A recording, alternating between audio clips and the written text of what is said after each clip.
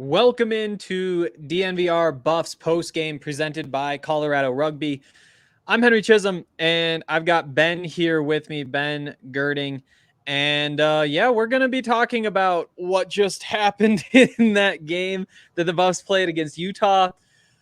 If you missed it, consider yourself lucky, I guess. What was the final 77-74? Because I missed it. Yeah, okay. So 77-74. The Buffs were up 19 with 8.5 minutes to play. Gave up a 31-9 run, I think was how the game ended. And yeah, that's what happened. And we're just going to jump into our biggest takeaways. Ben, you go first. What is your biggest takeaway from that game? Yeah, we talked on our, preview show, I think it was Thursday or Friday, about what is it going to take for Utah to beat Colorado? And one of the names we talked about was Alfonso Plummer. He is a guy that at halftime they said Alfonso Plummer has 0 points in the first half. And I'm sitting here shaking in my boots because that is the worst thing you could say, because that almost guarantees he's going to go off. Mm-hmm. I mean, quite frankly, that 19-point deficit was erased. I give probably 95% of the credit to Alfonso Plummer. He hit big-time momentum-swinging shots. Colorado did not know how to defend him. They didn't know what to do to shut him down. And then in turn, they just lost confidence. By the time they gave up the 4-point play to Alfonso Plummer, that gave Utah the lead, it was over. I mean, they just had no gas left in the tank. Because that's even with McKinley Wright hitting a big-time three to tie it up. Yeah. His body language was just even not – it wasn't the same. It wasn't the same confidence. It wasn't the same swagger. They really just – I mean, they blew this game. And whether or not this means they're not going to get a bye in the first-round tournament, I think it's too early to tell. I still think they're a good basketball team. But this one hurts. Absolutely. Only way really to say it. This one really kills.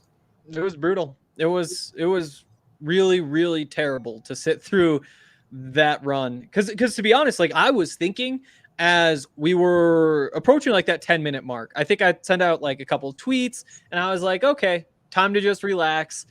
Sure, it's not over by any means, but you just let this clock keep running, keep doing the thing. They're going to be fine. And this will be like a nice, relaxing win. And I was even thinking like, oh, I thought this is what was going to happen with the Washington State game, not this weekend, but the one before that. Just thinking, we should be able to sit here and watch this team win. Like what happened in the Washington State game, they came back a little bit. I think they cut it to like 6, maybe was the closest it got, and then the Buffs pulled back away. And today they weren't able to pull away the way that they did. They didn't rebound. And I think that when I watch that, it's not even just like this sucks watching what happened against Utah. You realize maybe we did give them a little bit too much credit, or I did personally. When we were talking about that game, I said, it's important to be able to keep that arm's length, which they did. That may have been a fluke last time at this point. Like, this is the kind of loss that makes you rethink some things. And again, like more than anything, it just sucks. And we'll get into like the big picture ramifications, all that kind of stuff in a second. But to me, there's the Alfonso Plummer thing. He's going off. He at one point, I think, had 13 points in 5.5 minutes. And that's not a recipe for winning a basketball game. And one of the things that Kin just said in his post-game press conference, I caught a couple of minutes before we jumped on here, was that part of the problem was he was just getting open in transition. Like they weren't finding him in transition. And that's a lot tougher way to have to defend a shooter than just within a structured defense. And on top of what Utah needed to do themselves offensively to create that run and come back and win that game, they needed the Buffs to make mistakes on the other end because it was missed layups from Evan, missed layups from Kin, both of which I believe on the other end turned into buckets, which again, missing shots is how you wind up giving transition looks to the other team. And really, to blow a game like that, I mean, 31-9 in the last 8.5 minutes. It doesn't take a scientist to say you need to be bad on offense and defense for that to happen. But it does, like, I just keep going back and thinking, if Kin just makes that layup, if Evan just makes that layup, does that stop this whole thing from spiraling? And we're sitting here having a totally different conversation. Yeah, I mean, for me, there are 3 plays that I look at that ultimately did put this dagger. Maddox Daniels missing the 4-point play, that would have been huge. Mm-hmm. McKinley Wright and Evan Batty, both those missed layups, at least would have given them a chance to stop the bleeding. Because you're right, those turn into 4 or 5-point swings, and that's just so tough to do when you're already bleeding. Alonzo Plummer hit a big time vein, and Colorado could not just get a Band-Aid to pause it, and Tad Boyle, used so many of his timeouts early on too, because it was like, that was his way to say, oh, what do we do? I don't know that there was a coaching change, a coaching decision that would have, that I directly point to. It was just an onslaught of just disaster. I mean, I've always wanted to be the positive guy who's going to sit here and try and look for the silver lining. After a game like today, there really is just nothing great to say. It's just a bad loss, and it's really going to taint the week. And, where they go from here, because they have a tough stretch now against a tough stretch against these Arizona schools. Mm-hmm. And then another home game against Oregon State. And they're on the road playing Stanford, and Cal just picked up a good win. And then you got Oregon. Like, it's tough. And the Buffs have put themselves in, I mean, not a bad position by any means. At the end of the day, they're still sitting here 5th in the conference at 7-4. They have wins over 3 of the 4 teams in front of them, and 1 loss among all of those teams. The Buffs are in a good place. That is still true.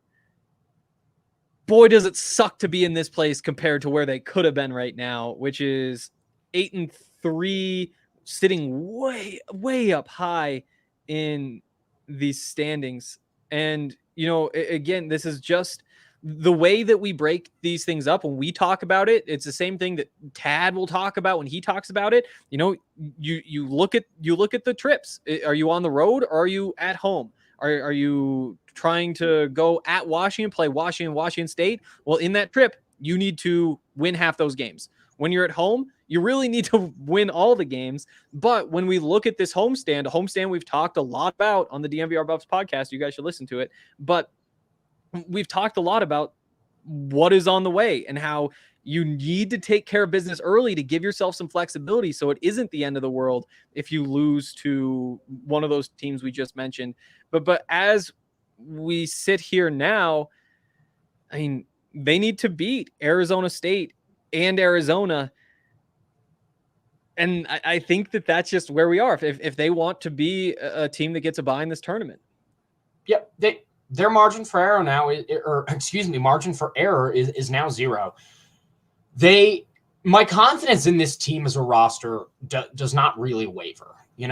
I just, at this point, it doesn't waver. The problem is how you bounce back from adversity. Adversity really shapes players and shapes character and shows a lot about the true depth of this team. So moving forward, how they are going to stack up and rebound is going to be really important, because you saw last year that loss against UCLA at home in late February broke this team, and they went on a tremendous skid. And, right now we're sitting, the next time they play is going to be February. This is crunch time. And we haven't even gotten to address the point, Justin and I on our college basketball podcast have talked about it a little bit. You and I haven't had the chance to yet. Conference tournaments are not a guarantee.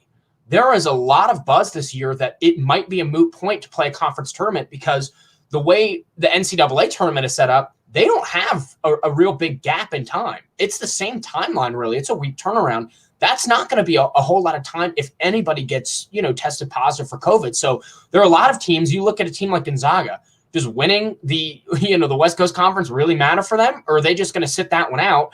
And if your best team is sitting out, what is the point in playing? So that's a whole other conversation. But the fact of that matter is, is first round bye might be out the window as a conversation point. We really just need to be talking about seed lines. And this is going to be one of those losses that does drop you down a seed, not just in the KenPom, not just in the net rankings. We're looking outside of the basketball analytics, because when the selection committee sits down in a room and they look at these losses, you know, the loss to Washington, you could easily write that up as a fluke, considering how well the Buffs have shot from three in the last 3 games after. But you cannot write up a 19-point deficit blowout. Giving that up is not a fluke. It is just a lapse in mental error and character. There's just so many things I want to say. My mind is running. This is just, it hurts. It's a stinger for sure. It really does. And it's not even just a 19-point deficit. Like that, having a 19-point lead is huge at any point in the game. But to have a 19-point lead with 8.5 minutes left, I mean, it's going to put that team in a tough place. Like not just like in terms of the standings, which we talked about, but also like just being able to play basketball together, and like what conversations are being had in that locker room. What does Tad say to this team? What does Kin say to this team? What does practice look like tomorrow? I assume they're going to have to practice tomorrow after this, like the change in schedule. Actually, I think it's mandated. They can't, but it's like you said, adversity. And last year when adversity hit, things spiraled. It was kind of like watching the end of this game where you're looking and you think, okay, the Buffs are in such good position right now that they couldn't disappoint. They've already tied the record for wins in a season. Like anything that happens in this last like 2-3 weeks of the regular season, whatever, it can't ruin it. And then you watch them lose every game the way they lost every game and then get blown out by Washington State, who, I mean, they had hot shooters of their own, and whenever you have hot shooters, you're going to have a good chance to win a game. But to watch that whole run and now to see this loss, it does throw just a little bit of doubt into my mind. This last time we saw this team in this situation, they didn't really respond the way that they needed to. Yeah. And at this point, again, it's so tough because you've got some days off now and it's just going to fester. It's not like this happened on a Thursday night. You can come back on Saturday and maybe prove it. You got more days in between, and you've got days in between now where you've got to play some decent teams. Arizona State, they're not a good team, or at least they're on paper, they're not playing well in the conference. But you have guys on Arizona State like Remy Martin, for example, that can get hot in a hurry. And we saw how bad that is with Alfonso Plummer. And then you play Arizona, who Arizona's playing with house money right now. They have absolutely no skin in the game in the conference, in the NCAA tournament, and yet they're still playing fantastic basketball. They very well could be maybe the best or second best team in this conference by the end of February. But it doesn't matter because they're not going to be around. But the point is, there is going to be just tough games in this stretch, and how they're able to bounce back from that is going to be important. And the problem is we just haven't seen them do it with this team before because they haven't faced this kind of adversity. Even the loss against Tennessee, which was a terrible loss, awful offensive performance, yet they still had chances to win that game and couldn't pull through, didn't seem to matter as much. Same with Arizona. Arizona was another game where they just destroyed themselves in the second half. And yet it still wasn't as bad because they were able to bounce back and beat USC. So this week is just maybe the most important week of McKinley Wright's career because this is his shot. And last year when it happened, he could not help guide this team back into it. Now is your chance, because the writing's on the wall. And McKinley Wright, he's all but done in Boulder after this season. He's got nothing left to prove. But the one thing he can prove is this week. Get this team right and get out there and win some mental games, and just show that you, as the Colorado Buffaloes, do belong in the NCAA tournament, in the conversation of some of the best teams in the country, because talent-wise they do, but these are the type of losses that are really going to make people scratch their head. Yeah, you brought up the Arizona loss and the Tennessee loss. I totally agree. Those don't sting anywhere close to how this loss does.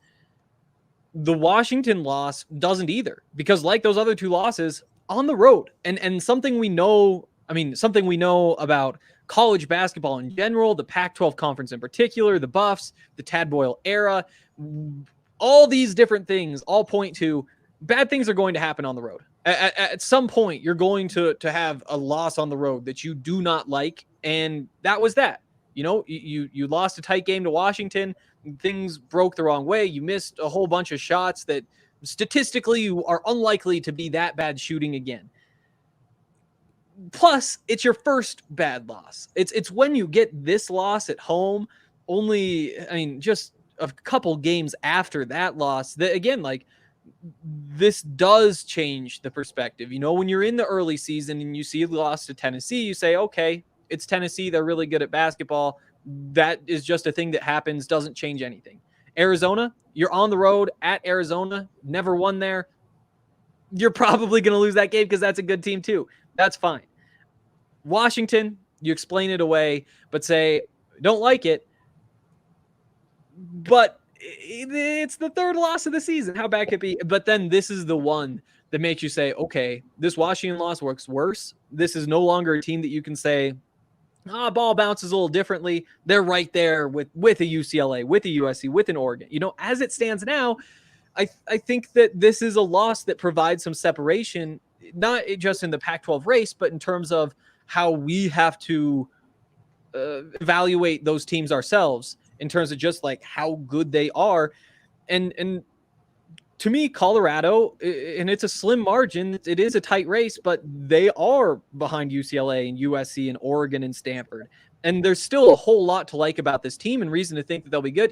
I early in this game was thinking back to our conversation earlier this week when I asked you, are you a bit worried about this Buffs team in the tournament? Is this like a veteran team that's just like good, plays to its strengths, plays good, clean basketball, but maybe doesn't have like the upside, the ability to just catch fire and make a run in the tournament?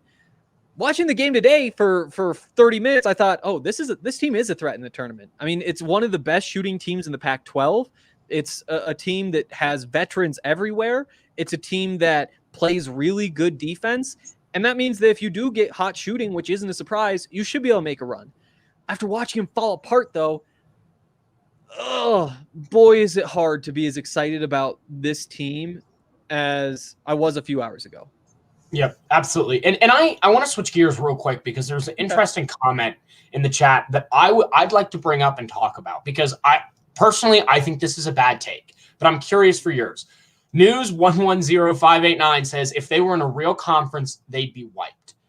For me, I think this is an overreaction comment because first and foremost, what do you constitute as a real conference? I think you look at the Big 10, the Big 12, even those conferences. I do still think Colorado stacks up as a 5 or 6 team right where they are in the Pac-12.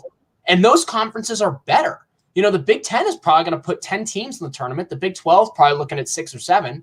Then you look at other big, quote unquote, real conferences in college basketball. You look at maybe the Big East. Colorado would be the 3rd best team in the Big East behind Villanova and Creighton, hands down, easily.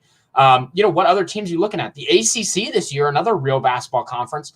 They are a clown car of, inconsistency. Their only real team that's been somewhat consistent over the last stretch has been Virginia. So, and then I guess, the SEC and the SEC, Alabama's got a 4-game lead, and that's pretty much it from that conference. So I understand the take maybe long-term of maybe saying, the Buffs are playing in the Pac-12. So maybe over the course of Tad Boyle's career, maybe you look at the last couple years with McKinley Wright, they might have looked better.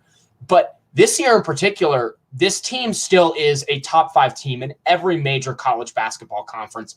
And that is only top 5 in the best ones like the Big 10 and the Big 12. Yeah, I totally agree. I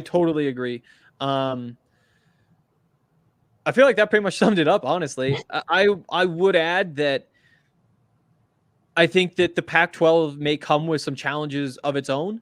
That you do travel quite a ways.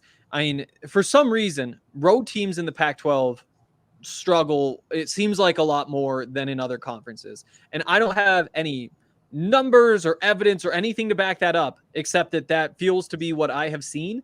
And I do think that plays a factor more in the Washington loss than this one. But yeah, Yeah, and again, that's not to discredit how bad of a loss this is. But another question that just kind of came up to me that I want to ask you is, would this change your perspective if the roles were reversed as far as which venue it was? So let's say Colorado blew the 19-point lead in Utah, but then had a sloppy win against Utah at home today. Does that change? Is it just the timing of it? Is it like, oh, it's crunch time now, it's almost February and they blew this game? Does that, you think, alter some of the perception? I do. I think that's definitely a piece of it. And I think the reason I'm so sure is that going to Utah and beating Utah isn't a good win. Nobody looks at that and says, oh, wow, that's impressive. It's not like last year when the Buffs went into Oregon and beat Oregon and you're like, okay, this team is on to something. And because you don't get any credit for that win, but you definitely take a big hit for losing that game at home, I think that definitely would be much better if things were reversed. You can explain away any road loss, any road conference loss in the Pac-12 if, you have a little bit of evidence. But yeah, I think that that's definitely a good point. Yeah. So, and we don't really have too many necessarily constructive comments in here, but Firefighter Buff also checking in saying Buffs win this game with fans there, but I guess we would have lost one on the road with the same lodge. Yeah. I think that's a fair estimate. I think the fans would have impacted the officiating because, and again, when you blow a 19-point deficit, I am not going to sit here and blame the refs. But the fact that the Buffs only went to the free throw line 6 times is of note in a 3-point loss. They were not getting the right side of the whistle for pretty much the entire game. And that is big because McKinley Wright and Deshaun Schwartz both had a couple of different shots that I remember that should have put them to the line. And again, that matters when you lose this close game. That doesn't excuse the fact that they let Utah come storming back. But this post-game show would have been a lot different if Colorado won 78-77 because of free throws, even though they gave up that deficit. So it does just change the perception a bit. But that is a great point by Firefighter Buff on the fans. Yeah, and I agree. And I was thinking during the game that maybe this Buffs team is a little bit too reliant on free throws, and that it's certainly good to be making all of your free throws, but that has been a very significant portion of the Buffs scoring, and it means that you are reliant on the refs. Yep. And every team is going to be reliant on the refs to some degree, but I think that they have a little bit of an extra impact on the Buffs just because what they want to do is, first of all, bully you with Evan Batty, and a bad ref can make some bad calls when it comes to Evan Batty. And on top of that, you want Kin driving and getting fouled. And I do think that a lot of what the Buffs do is being physical and saying the only way you can stop us from being physical and winning is by fouling us. And if those fouls aren't called, you're going to really, really struggle. Again, you can't use that as an excuse, though. And more than anything, it feels like a potential fatal flaw. When it comes down to it, wherever the Buffs are, whether it's in the Pac-12 tournament, the NCAA tournament, this whole season could end with Colorado just not getting enough whistles and everybody going home and saying, wow, what a terrible way to go out. And, I think that for Colorado, it's even more on the board. Yep. And it, again, I mean, we can talk about a lot of things. I think defense in this game was the straw that or not the straw, what's the phrase? Something that broke the camel's back, or I don't know, something. Yes. Yeah. So, I mean, they have to the reason they say that is because you get a bundle of straw, and I think you feed it to animals. And so it's the one actual piece that the horse is carrying. Well, yeah, because it's not a big bundle of drinking straws, because that would be crazy. Yeah. Yeah.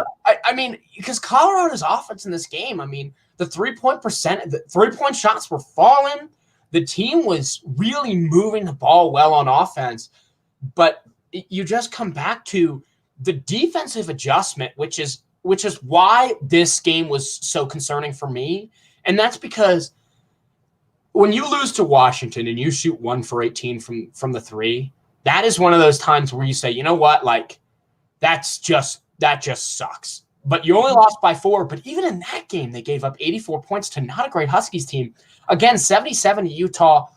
That's where I would understand the Tad Boyle criticism. I don't want to hear the points of, Tad is never going to finish in the top 4. He's a bad coach, the same old year, because that's just not true. Because I don't think that that's constructive. And I don't think that's accurate. Tad Boyle is a fantastic coach. He's bringing in great recruiting classes. But what I will say is Tad Boyle prides himself on his defensive teams. And when you see a 19-point deficit erased because you could not play good defense, that is where I will hear and absolutely agree with Tad Boyle criticism, because that is inexcusable. Yeah, I think that that's fair. We're going to play the blame game, which is going to be a lot of fun. I have a theory that I am very excited about. Before we do that, I tricked out Ben, who's producing the show. We're going to take a quick break. And I'm going to tell you about some of our good friends. And while I do that, if you're watching on YouTube, make sure you click that like button. Make sure you subscribe, because that really helps not just me and Ben, but everybody at DNVR. Okay, first of all, I want to tell everybody about Hassel Cattle Company, which produces some of the best Wagyu beef that you will find anywhere. They call it the blue collar Wagyu because it's affordable, and basically anybody can find a way to justify, I mean, you find meat on there for like $8, $9. And I was surprised by that. I thought that the cheapest stuff you'd find would be like $15, $20. And to be totally honest here, we got like our working here discount code. I didn't even like open that website for a few days because I was like, there's no way that I can justify it. And then I looked and I was like, oh, this is so many great meats. And so, yeah, I'm loading up. They have so many awesome options like the Wagyu smoked sausage, New York strip, beef bacon, Wagyu Frank, without any fillers, 2 jerky flavors. Their hamburger won Food Network's Northeast Burger Jam. It's great stuff. There's all sorts of awards. Half the NFL gets their beef from these guys because it's just a very good, convenient way to get good meat. Head to HassellCattleCompany.com. That's HASSELL cattlecompany.com, and use promo code DNVR10 for 10% off your order. That's DNVR10 for 10% off. It's a great deal. Get over to HassellCattleCompany.com and take advantage of that. Also, for pigskin fans, the moment you have been waiting for all season is right around the corner. And DraftKings, the official daily fantasy partner of Super Bowl 55, is bringing back their can't-miss golden ticket giveaway with up to $55 million in prizes up for grabs. All you have to do to get your share of those huge prizes is enter DraftKings' free Super Bowl prediction challenge. Once you submit your picks, you'll get a free instant prize up to $25,000. And if you have the most predictions correct, you could win the top prize of $1 million. So download the app now, enter the free prediction challenge, answer questions like who will score last, and boom, get ready to make it rain. DraftKings has paid out over $7 billion to its players since 2012, so they know a thing or two about big paydays. Like I said, download the DraftKings app now. Use promo code DNVR to enter the free $55 million Super Bowl prediction challenge. Everyone gets an instant prize up to $25,000 just for playing. So use promo code DNVR and enter the free $55 million Super Bowl challenge only at DraftKings, the official daily fantasy partner of Super Bowl 55. Terms, conditions, and eligibility restrictions apply. See DraftKings.com for details. Gambling problem? Call 1-800-522-4700. All right, blame game. I'll start it off because I have a bit of a theory here. So I've had, like a lot of people in this state, a pretty rough 24 hours. The things started heating up with the potential Nolan Arenado trade, and then the trade went through, and all of us coped differently. For me, personally, I decided to watch the X Games, pretend it wasn't happening, and just totally stay off the internet. Don't even look at what's being on, pretend it's not a thing. And then this morning I woke up and we had the DNVR Madden League draft. And so I was busy from 8 a.m. until the start of this game. I had 30 minutes to spare. And so again, just was not even thinking about the Nolan Arenado trade. Here's where this gets Buffs related. Turned on that basketball game that was terrible to watch and heard the voice of Drew Goodman. Nothing against Drew Goodman, but when I hear that man's voice, I think about the Rockies, just like anybody else would, because he is the voice of the Rockies. And so for 2 hours, I'm sitting there, and every, I don't even know, 30 seconds, 45 seconds, Drew Goodman's voice just sparks Rocky's thoughts, and I'm off thinking about Nolan Arenado. And it did not put me in a good place.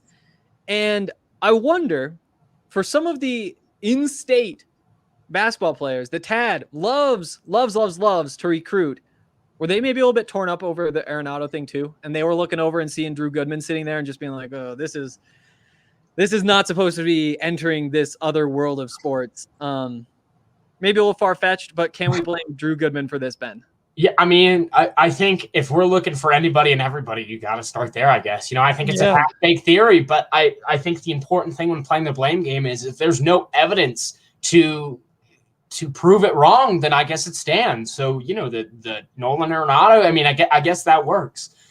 I think, it's tough for me to try and pick who I want to blame this loss on, who I would say is responsible for this loss, because it was an entire team collapse. And I think if you look at the box score and you see McKinley Wright, 5 of 14 from the floor, I think that jumps out. He needs to be shooting the ball better. He needs to be converting on some of those plays. So in that regard, I think he is to blame some.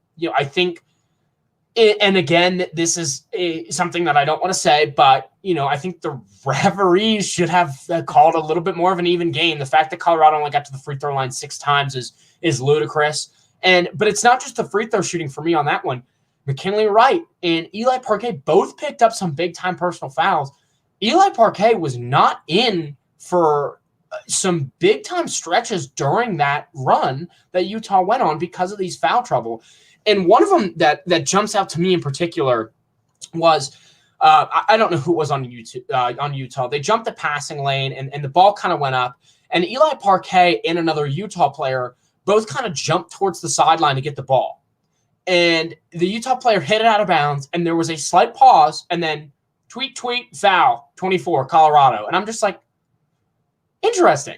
And again, I'm not going to blame the referees, but what I'm saying is the foul trouble, like in that instance, that really hurt because Eli Parquet, I think, is this team's best, defender around the perimeter, and he has great mobility to be able to take Alfonso Plummer into the inside when he drives in. So I think that really hurt too. But just on the whole, I mean, this was just a colossal loss. And I guess you kind of start with Tad Boyle then and work your way down, because I don't know. I don't know if you have anybody else in mind, but for me, it's tough to peg one person. Yeah, that's what makes this game so difficult today. When I tweeted out, I think there's probably 10 minutes left in the game. At that point, only Nick Clifford had gotten into the game and didn't have between 5 and 10 points. Everybody was just like, it was such a great team effort. So many guys contributing, just doing their piece. I think at that point, Horn, Parquet, and Kin were all 2 of 3 from 3. And Deshaun was 3 of 4 from 3. Everything was just going really well. And even if you look at the numbers still, just broadly, you would expect the Buffs to have won that game. 46% of their threes they made, only 10 turnovers. That's a solid number. Held the other team to 5 offensive rebounds. There's a lot to like about this stat sheet, including, I mean, how many of these guys? 1, 2, 3, 4, 5, 6, 7. 7 guys, if they were to make their next shot, would have shot 50% or better from the field. And more than half those guys already were there. Like, there was so much to like.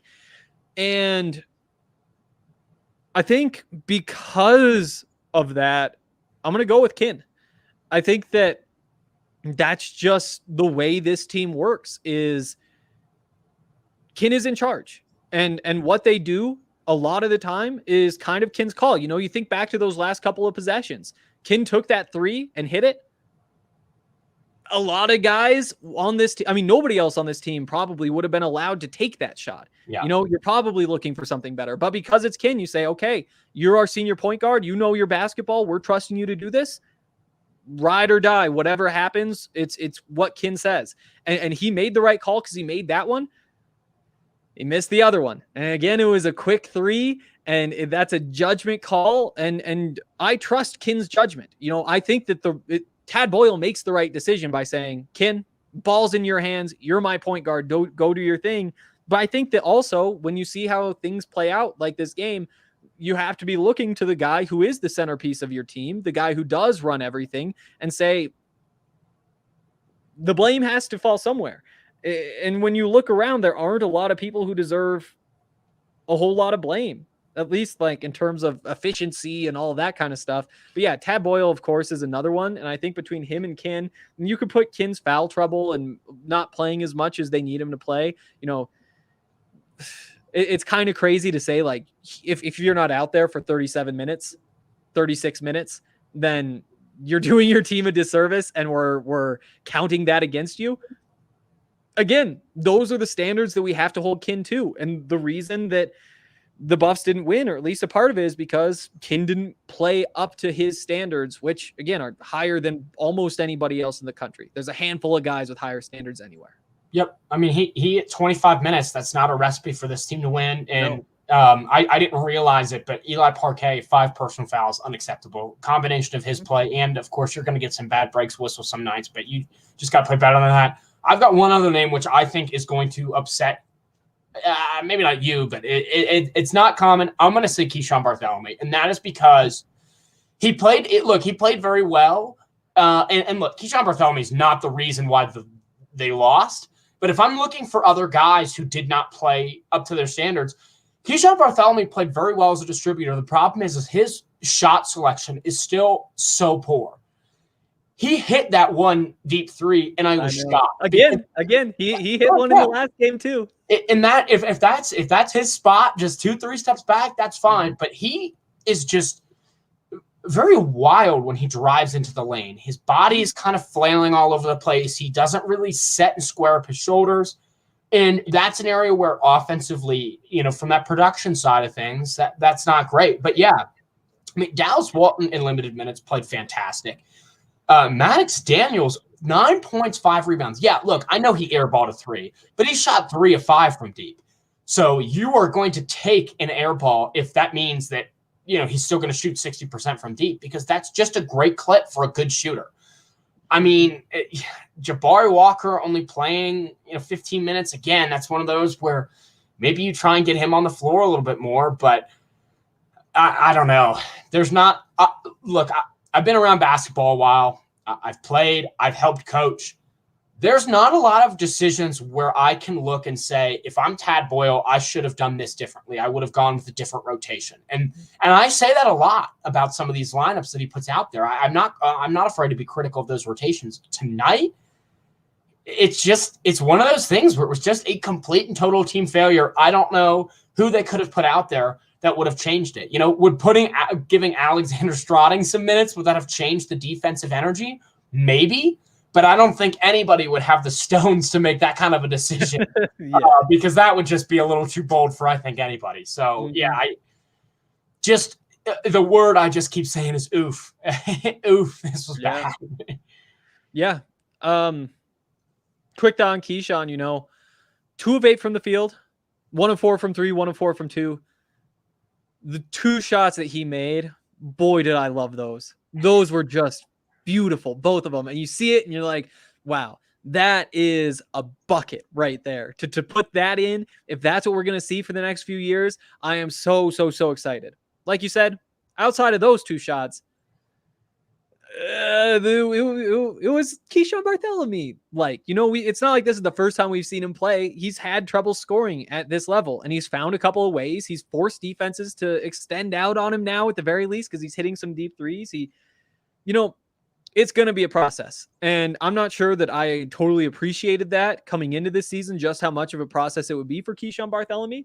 But you know what? That's where we are, and I've seen signs of improvement, because there are plenty of games where neither of those 2 shots would have gone in either. Mm-hmm. You need more out of him to really compete more in the Pac-12 tournament. I would add Dallas Walton is who I would have liked to see more of.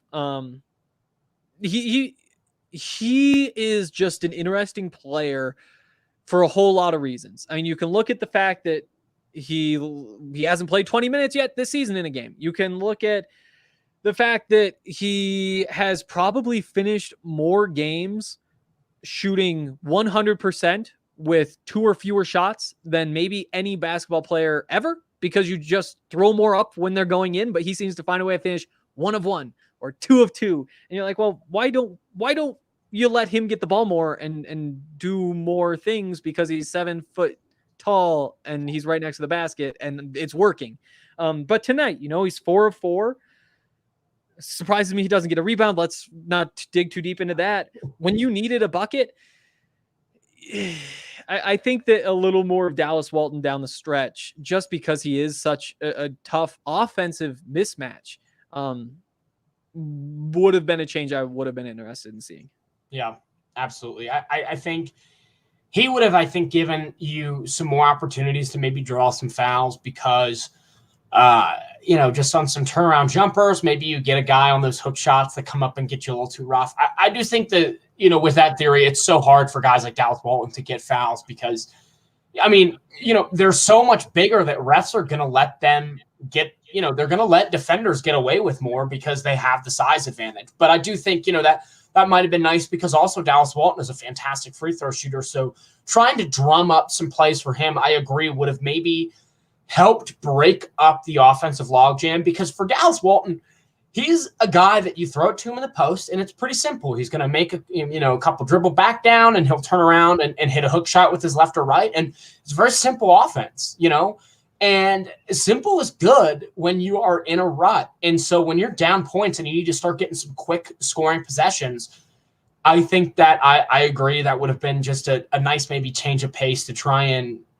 give some juice to this offense. Because also, who knows, maybe you get Dallas Walton wide open cutting to the rim. If he gets a nice hard flush, that's a big momentum play. Get him to rock the rim a little bit, and that'll get the bench up and jumping and try and get their energy back into it.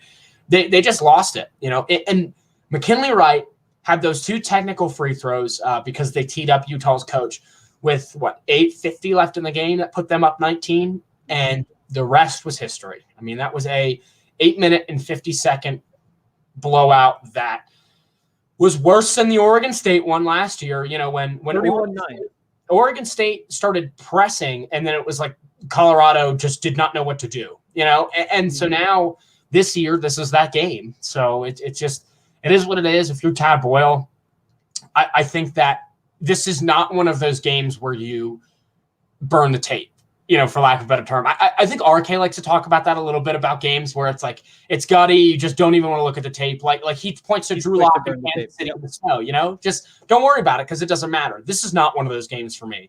I put this on repeat because I want them to see, I want my team to see this implosion, and I want them to see what went wrong, and I want them to not want to feel this way again, because rewatching that game, just even thinking about it, makes me uncomfortable. If I'm McKinley Wright and I walk in on Monday morning for film session and coach says, hey, we are going to rewatch this game 3 times, I'm uncomfortable. I'm squirming in my seat, and that's what I want, because I don't want these guys to want to have that feeling anymore, and maybe that's a way to get them going.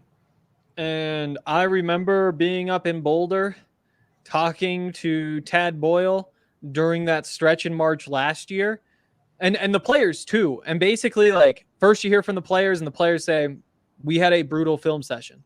It was awful. We just sat there. It was a terrible 2-hour film session. And then you talk to Tad, and Tad's like, that was no fun. It had to happen. It was no fun. And that is where the Buffs are at now. After a loss like this, you'd have to think, and it won't be fun, but it's something that has to be done. Yeah, you brought up 8:50. It was 8:46.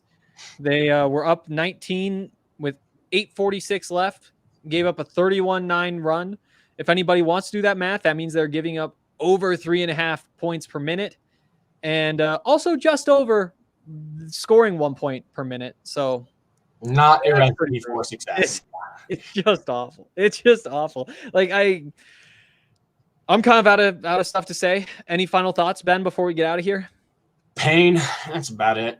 Just, I feel for Buffs fans right now out there. Again, I said it in the intro. I normally like to just try and stay as positive silver lining as possible, but this is after the type of game where I'm just going to stay out of Twitter off my mentions, because I've got nothing to combat it. It's a bad loss. I don't have any excuses that's going to make up for it. try not to sulk too bad because it is still January 30th. There is opportunities for this team. I guess that'll be my positive hope. This season is not over, far from it. And college basketball is all about day to day. How they rebound and how they play against the Arizona schools this week is really going to show what their mental fortitude is. I think having a guy like Jariah Horn on this roster is going to be big. A guy who's been with 3 schools. He's seen probably every situation known to man. So with him and McKinley Wright as your big time leaders, along with Evan Batty and whatnot, just bounce back, get to work, and try and move past this. Because if they even lose, just like if they lose again against Arizona State, there is no stopping everyone to say same as last year. And at that point, players are on social. They check these hashtags. They go through these mentions. And that is going to start to build in their head. They're going to lose more confidence. So the next game, I said it before, I'll say it again. This is the most important point in McKinley Wright's career as a Colorado Buffalo. Yeah, and I agree. Like you said, not over yet. They've got 3 games in 5 days at the Event Center coming up this weekend. That's Thursday, Saturday, Monday. You win all 3, you come out of this homestand 3-1, just like we probably anticipated coming into this. I think maybe there was some optimism that 4-0 was on the table. And what matters is the wins and losses. And to be totally honest, if your choices are give a win to, well, I guess Arizona's not in it. I guess you want to be giving that win to Arizona at this point. But, I mean, giving that win to a bad team is better than giving it to a good team. And I'd rather see a team beat good teams and lose to bad teams than the other way around. Sure would be nice to win them all, though. And a win today was certainly on the table. And the Buffs found a way to take that off the table, which is just astounding. Like, I honestly think that 9 times out of 10, you throw me on the court, one of those 5 spots, we hold on to that 19-point lead for the last 8:46. It's going to be ugly. They're going to need to help off of everybody else, but you're going to find a way to do it. Looked awful. It was awful, but win 3 in a row now, and then we can talk again. We will be doing this again next Saturday after that Arizona game, so stay tuned for that. Also stay tuned to the DNVR Buffs podcast until then. And for you listeners out there, I will see you guys Monday morning.